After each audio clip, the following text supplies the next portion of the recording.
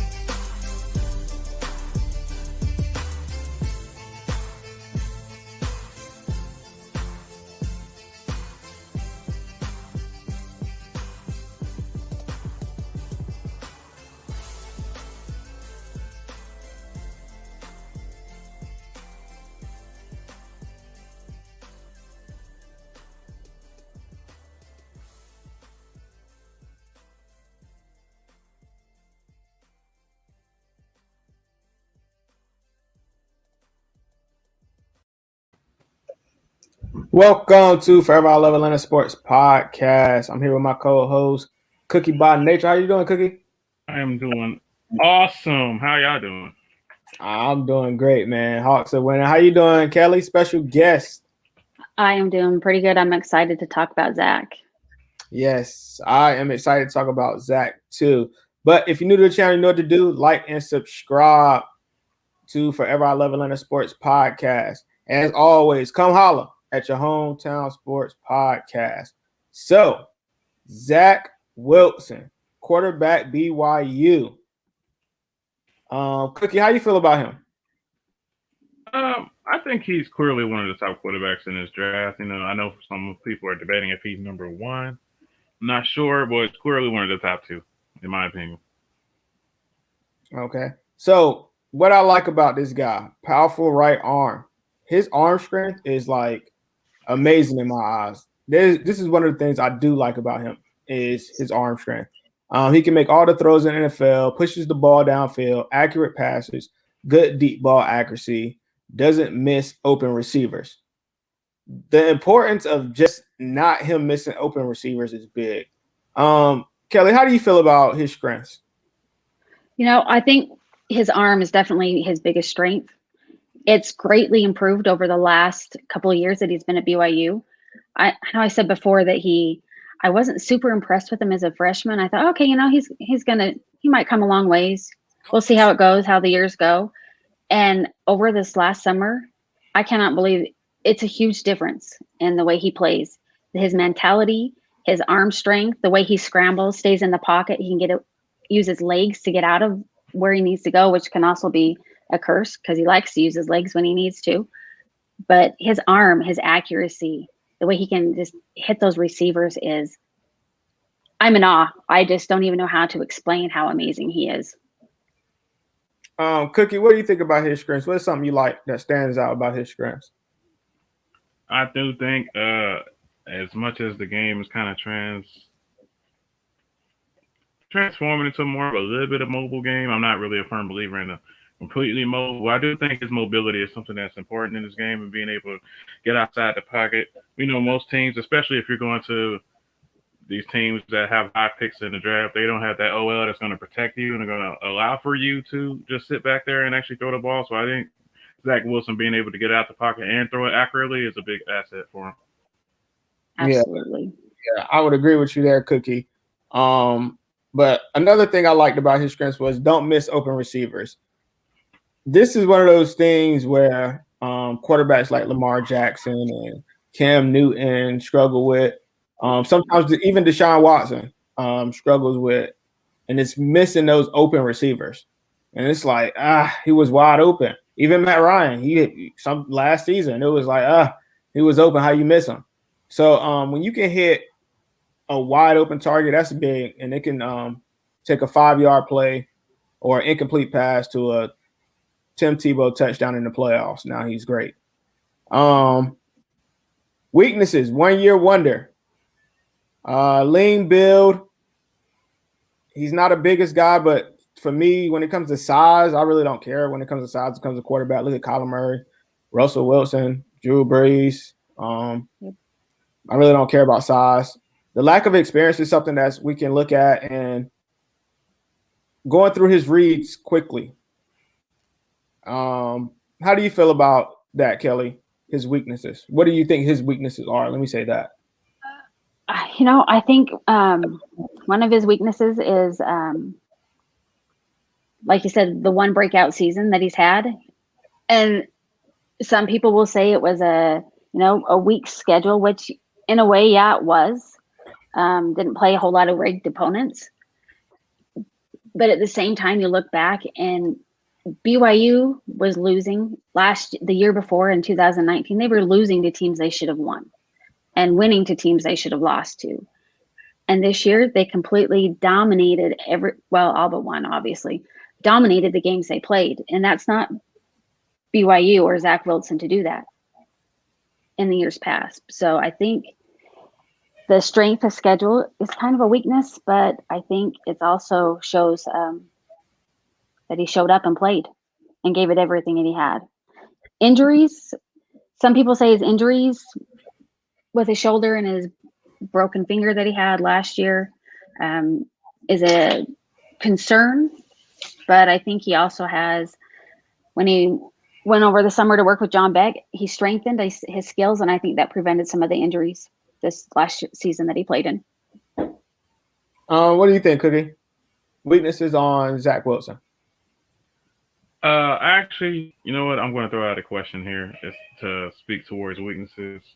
I want to know, what did y'all think about his game versus Coastal Carolina? I know we have to talk about one of his worst games this season. So I throw it out there. Why did he struggle against a team that seems to be lesser tier versus BYU? I'm going to throw the O-line under the bus because the O-line did not play the same as they did in previous games. They Coastal Carolina got in their head, I think, and the O-line kind of collapsed on Zach and left him out there and vulnerable to their defense a lot. And I don't know what I don't know. They didn't adjust. It didn't seem like they adjusted in their games. Let's not sleep on Coastal Carolina, though. No. Don was raving about them all year. Coastal Carolina is no slouch. So I don't think it could have been a good game by Coastal Carolina. So I don't want to take nothing from Coastal Carolina. Yes, I think it's a team BYU should have beat, but Coastal Carolina is no slouch. Shout out to absolutely not. They came out and played. They played 4 quarters, and BYU did not. So they definitely dominated that game. I would agree with you there. Accuracy suffers under pressure. So I wouldn't say that it's one of his weaknesses, but it is something to take concern to. Because when the pocket sometimes is not going to be good, and that's something Coastal Carolina was good at, was rushing the passer. So, and like you said, O-line was something that you would point out in that game. So it could be something that all his weaknesses he needs to work on, but this is one I would put as a minor weakness. What about you, Cookie? I mean, if we're projecting him to go top 2, and if that's your weakness right now, and you're going to the Jets, it's something to kind of worry about. But I think that could be a weakness for like every quarterback that ever existed, though. No one's going to be throwing bombs while 300-pound monsters in their face. So I wouldn't really hold it to him too much. No, absolutely not. I agree with you. So, Miss Kelly, what would you think his NFL comparison would be? As to who he looks like when he plays? Yes. I've seen anything from Tony Romo, Mahomes, Aaron Rodgers. I think he's a good mix of all of them. I think he shows, some of the strengths that Tony had and the arm strength. I think that I've seen Mahomes throw, and maybe that's because of Andy Reid, and Andy Reid kind of has or I shouldn't say they have the same offense, but BYU had showed some of their same offensive plays that Andy Reid had for his own team. And so maybe that's why that's more of a closer comparison right now. Cookie? I try not to go like super high when it comes to comparisons. I know everybody goes like, oh, this guy is the next Hall of Famer.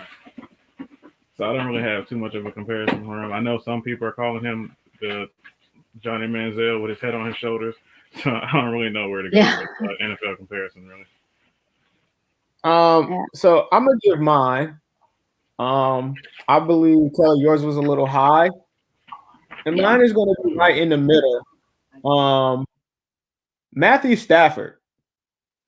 I think he's a Matthew Stafford kind of quarterback. His game for me is Matthew Stafford because of the big arm, not too mobile, so you would think he's a great athlete, but he's mobile enough to be a good athlete, I think Zach Wilson will be. So I'm going Matthew Stafford. And that's a fair comparison. Yeah. So and then Matthew Stafford going to the Rams this year, I think is going to be a different Matthew Stafford than he was with the Lions. Because with the Lions, he was just really showing off his big arm a lot of the time. And with the Rams, I think he's going to show off more of his quarterback skills and how smart he is in the game. So, yeah, I'm going Matthew Stafford for the comparison. Let's speak about his growth because you told me something off the air, and it was interesting to me. It's going to be interesting to other Falcons fans. But his improvement, why do you think he improved so well from his year 2 to year 3? Us BYU fans make fun of this because it's brought up on every game broadcast, but it's true why it happened this way. During COVID, the gyms at there were workouts were all canceled. So Zach Wilson drove every weekend to California to work out with John Beck, who's a former BYU quarterback. Him and I believe it's 3 others co-own like a quarterback type camp, and Zach would go out there every weekend and work, and he wouldn't quit. They would have to tell him to go sit down and take a break. And there was a couple of times I believe Drew Brees was out there. I know they had some pictures posted that with Drew out there, and so Drew was out there working with Zach as well. Yeah. Yeah. Sorry, what? When you say Drew Brees here in the Falcons, we don't really like Drew Brees much, but he's still a Hall of Famer and he's still a great quarterback. So you can't take that away from him. But no. Drew Brees is one of those players that he used his skills more than his athleticism to have a great career and a Hall of Fame career. Mm-hmm. So when you are working out with players like that, it's like, okay, that's a good. I'd rather you work out with a Hall of Famer than anybody else, honestly. Oh, yeah, for sure. So I like the fact that if it is true that he was working out with Drew Brees, that he was working out with Drew Brees. Yeah, I don't know how many times that Drew Brees was out there. His main focus was working with John Beck on, his arm strength and getting his strength back from his surgeries that he had. And it's night and day between his freshman year and his junior year. Completely different. So, Kelly, how do you feel about the Zach Wilson versus Justin Fields debate? I think they're both fairly comparable. I don't think you can go wrong with either one. I think it's just a matter of where they get placed. Because if you put him in the wrong team, he's not going to succeed. Either one of them. They have to go with the team that's going to use their strengths that they have, and it fits best with their offense. Myself, I'm not on really the Justin Fields to Atlanta hype train, but it could just be me by myself. But I just don't think that he's one of the top in this draft. I think of a player coming from a school like UGA, and their quarterback room hasn't been good since 2008. Look at the comparisons between Matt Stafford and Zach Wilson, and he couldn't work over there in UGA. I think that speaks as a huge problem to me. If he couldn't beat Jake Fromm or Jake Locker out, I just think that's a huge problem for me. So that's why I think Zach Wilson is such a highly touted prospect in comparison, because he's shown, from season to season improvement and stuff like that. So I just think Zach Wilson top 2 in my opinion. I definitely think he's top 2. I'll be honest, I haven't watched a whole lot of Justin Fields other than, when BYU isn't playing. I try not to be super biased because of my fandom with Zach, but coming from somebody that just wasn't super sold on him being the starting quarterback, going into his sophomore year, I'm completely sold on the kid.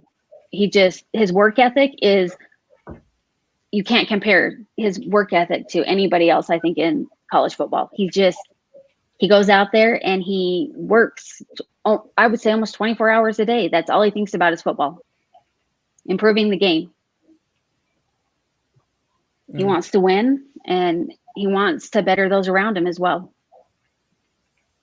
Yeah. So I got a question. What team do you think, you don't have to say Atlanta, but what team do you think suits him best?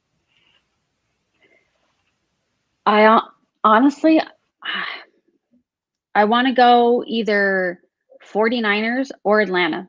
I heard Miami. I don't want Miami. I don't know that would be a program he could succeed in, even though I think they maybe possibly, but I'm looking, I think Shanahan's offense that he runs could be something that Zach could do, but I would say 49ers or the Falcons. I like the 49ers. That was going to be my pick. I think he would be perfect for that offense because just because he has a big arm and he doesn't miss open receivers. And that was Jimmy G's problem sometimes, was missing open receivers. And he doesn't have the biggest of arms. He has an okay arm, but he doesn't have the biggest of arms. So a lot of the times he was missing those receivers because of his arm strength. So I think that would be a perfect fit. Cookie, if you're there, what do you think about that? I'm gonna go somewhere different. I'm gonna say Denver. I do think pairing Zach Wilson with Henry Ruggs would be very interesting because of his speed. We've seen his stop and start power. I've seen him leave AJ Terrell in the dust, even though AJ Terrell did very well against him. So I would be very excited to have the Broncos trade up to, it probably looks like 2, but if they even trade up to 4 to get him, I think that would be very exciting. Interesting that they trade up to 4. They trade back. Who are you picking? You talking for Atlanta? Yeah, that's the 4th pick. Depends on who's there, but I go several ways. I mean, Micah Parsons. You can go Patrick Surtain. You can get Kyle Pitts. Maybe get Kyle Pitts right there, but I don't think tight end's going to be one of those top coveted type of trade up type guys. In the first? Well, why not? If y'all want to go all in for Atlanta and winning, I mean, why are you going to take the next tight end, Travis Kelce type mold? I'll go with it. You know, him and Hurst. I think that would be, especially when you know Arthur Smith runs a lot of two tight end personnel. They can probably kill the scenes with those guys. So and seems like you're basing it all on the offense again.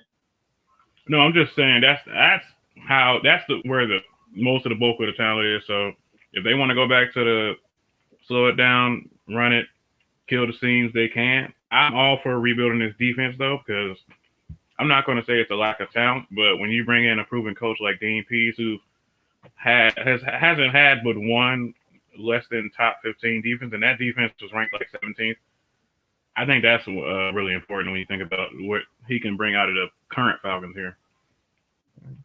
All right. Well, I still think if we're going to trade back, it has to be a defensive player. Who would you go after? Of course, Michael Parsons. Of course. I'm still on the Michael Parsons train. I would like to grab him at 4 just to make a statement and he just showed the world. But if we trade back and get him, I'm still going to be as happy. So Kelly, what do you think about BYU's ability to develop players? How do you feel about the players that have recently came out? You know, I think they've struggled to develop players in years past. But you see people like Kyle Van Noy succeeding on defense.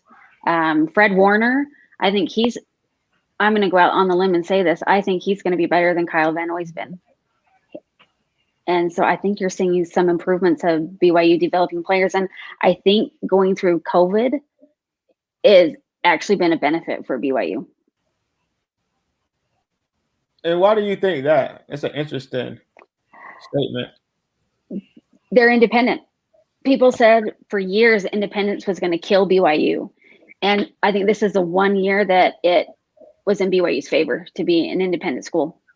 And I think it allowed them to do things the way, obviously have to still follow NCAA rules on certain things, but it allowed them as their own school to keep playing where other schools and conferences out west were shutting down. And BYU got to keep going, and they got to keep training the players and doing what they, do best, is coming out on top when it matters. Yeah. So Wilson's first freshman year, he had 60% passing percentage, 1,000 yards, 1,500 yards, 12 touchdowns, and 3 interceptions. His sophomore year, 62%, 2,300 yards, 11 touchdowns, and 9 interceptions. But like we said, that third year where he made that big jump, 74%, 3,600 yards, 33 touchdowns, and 3 interceptions. One thing you can say about, even though those first 2 years were bad, he was above 60%. Yep. Even though you can say, yeah, weaker conference, but you still got to hit those targets. Hitting moving targets is not easy. So that's something in the NFL that will translate, is he's going to hit those targets. So what do you think about that? Oh, I definitely think he's going to succeed with his arm. His arm's going to, like we said, it's his biggest strength. I mean, he passed Steve Young's record for completion percentage. And he had 10 of those, or he had 10 touchdowns rushing as well. And 0 fumbles. Even though he had the 3 interceptions, he had 0 fumbles that whole season. He's a maniac. He's super competitive. And I just, I'm going to get huge in trouble for saying this, and I'm going to take a lot of crap for it. But you see Taysom Hill succeeding in what he does at New Orleans. And all the BYU fans, Taysom's awesome. Taysom's going to be the next starting quarterback. And I look back and I sit back and I'm like, Taysom is a freak athlete. He is awesome. However, Zach Wilson is a true quarterback. He's going to go out there and do quarterback things. He's not going to be used as the Swiss Army knife. He's going to go out there, and if he's with the right team, he's going to succeed. And I think he's going to probably be the most successful quarterback to the state to come out of BYU. So there's BYU fans that think Taysom Hill is better than Zach Wilson. Oh yeah. Wow. They need. Yeah. You know what? I don't even want to comment on it. Oh, feel free to comment. I have to sit back and bite my tongue. I mean, I love Taysom. I think he's a freak athlete. I think he can go out there and swing a bat and hit a home run if he wants to. And I think he's a very kind person. And he succeeds with the Saints because of where they have him at. But you've got BYU fans that are like, oh, he's going to be the starting quarterback. He's going to be this. And maybe he will. I'll eat crow if he is. And he succeeds very well at the Saints. I just don't see him as a true quarterback. I see Zach Wilson as a true quarterback. I think Taysom Hill was just enjoying what Tim Tebow was supposed to enjoy in Denver. Wow. But Tim Tebow, he was a better quarterback than Taysom Hill, a way better quarterback. I'll give him that. And that's almost sad to say when you realize how bad he was. Yeah, he wasn't that good, but he still was a better quarterback than Taysom Hill, I think so. Definitely in college, I think so. Yeah, most definitely in college. He did have Percy Hart. Yeah, that is true. Arguably one of the best college players to ever play the game. So, do you not think that, or are you a Reggie Bush? Me? Yeah. Well, I'm West. I'm out West. I saw a lot of, the USC games, Reggie Bush playing, but I definitely think there's better players than Reggie Bush that year. Who would you think was better than Reggie Bush that year? I don't know. I think there's definitely not one that I could pin down, but I mean, Reggie Bush was impressive, but that's what we saw out here. That's a lot of the games that we saw out here was the West Coast games. I understand. Zach Wilson, and let's talk about another thing. The scheme fit. What kind of scheme fit do you think he fits in well with? I know you said the Shanahan offense. Is there any other one that you think he would fit well in? Well, I mean, you hear a lot about the spread offense. I think that fits in well, but I think you have to throw in part of the run too. I like the spread, but I think he's definitely got to throw in some of the run game as well. Cookie, what about you?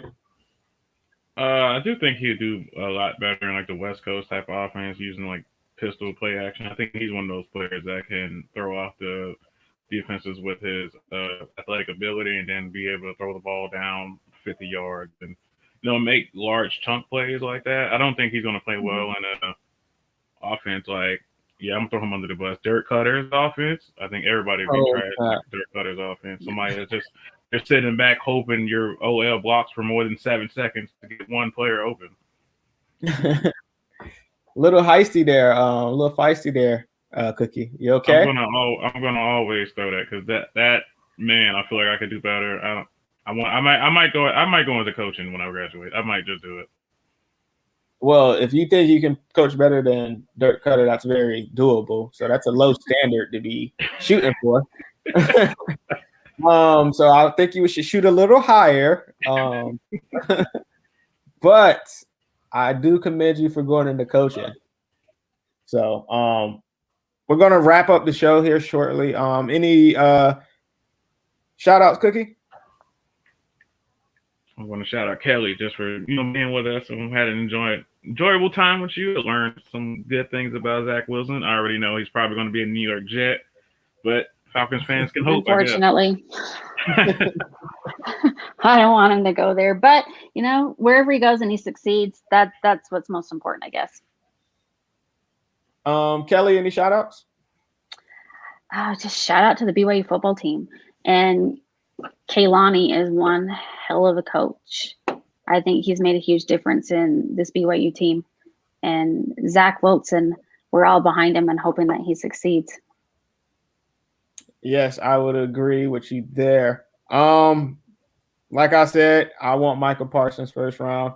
And if they was to pick a quarterback, I wouldn't mind Zach Wilson because he still needs to learn. But I also would like Trey Lance before I would pick Zach Wilson. Trey Lance is my number 2. I'm jumping on the train. I just wanted to pick anybody else but the guy that everybody else is picking. I don't even want to say his name. But Trey Lance is my guy. Zach Wilson is a close second. So that's would be my pick. Shout out to Forever I Love Atlanta Sports Podcast. This was Drafts Prospects. If you're new to the channel, you know what to do. Like and subscribe. Go tell a friend to tell a friend to tell a friend, and make sure they go tell a friend to like and subscribe to Forever I Love Atlanta Sports Podcast. As always, come holla at your hometown sports podcast. King, I'm here with co-host Cookie, and we'll catch y'all on King's Realms post-game. 10 o'clock p.m. The Hawks are winning. It looks like it's going to be a good night. We're going to be celebrating 7 straight wins, y'all. Wow. 7 straight wins going into this this wild stretch. Out on the West Coast where you're at, Kelly, we got the Lakers Saturday at 3:30. So we'll be out west on the road. So Tyrone, you're late, brother, but it's always glad you came. Hey, if the Hawks win 10, you got to cut your beard. You're crazy. You're crazy. I already gotta buy a jersey. I'm not a jersey, a shirt or a hat for a fan if they win 10. I'm not cutting my beard. I don't shave my face. But we'll catch y'all at 10 p.m. King's Realm. Be there.